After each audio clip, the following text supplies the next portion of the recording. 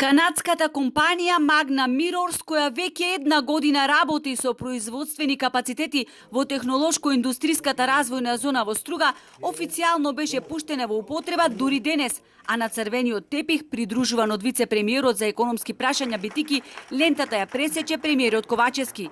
Никој од оние кои се обратија на говорницата не кажа чија заслуга е донесувањето на канадската компанија во Македонија, кога почнале и како течеле преговорите.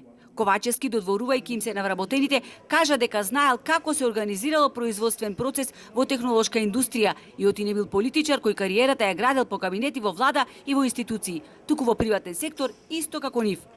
А ме критикуваат луѓе кои што никогаш во животот не кренале нешто потешко од спајалица и кое што за тоа кревање на спајалица им го плаќаат оние како вас и како мене кои што работат, креираат вредност и плаќаат даноци. И затоа посебно сакам да ги поздравам вработените во компанијата Магна и ги замолувам сите кои што се седнати тука со овие убави кравати во први ред да дадат еден аплауз за нив.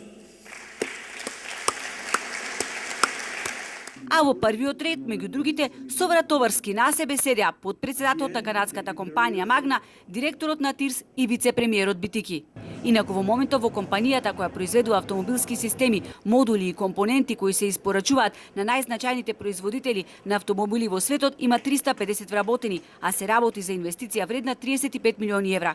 Фабриката се простира на површина од 17.000 метри квадратни. Целта била во наредниот период бројот на вработени да изнесува 1000. Директорот на ТИРС Јован Деспотовски порача дека очекувал двојно да се зголемат странските директни инвестиции. Меѓутоа, милионите евра не значат толку многу, бидејќи тоа е опрема, тоа се објекти кои што припаѓаат на некои компании. Она што е посебно важно е тоа што во рамки на тие инвестиции планирани со отварање, веќе дел се отвараат нови работни места. Да не се вработеа тука, сите млади ке требаше да заминат надвор од државата, доколку сакаа да работат во Магна, рече Ковачевски, но не кажа за колку пари работат во фабриката во Македонија, а колку земаат вработените во истоимената компанија во странство.